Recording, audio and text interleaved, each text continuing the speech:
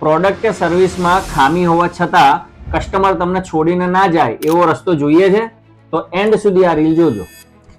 તમારી પ્રોડક્ટ કે સર્વિસમાં ખામી હશે ને તો કસ્ટમર એકવાર ચલાવી લેશે, પણ જો તમારા સ્વભાવમાં ખામી હશે ને દોસ્તો, કસ્ટમર નહીં ચલાવે.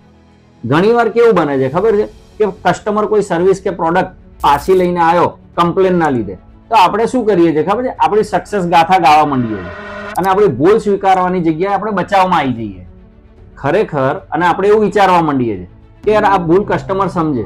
એટલે ભાઈ કસ્ટમર શું કામ આપણી ભૂલ સમજે? ભૂલ આપણે સ્વીકારવાની છે.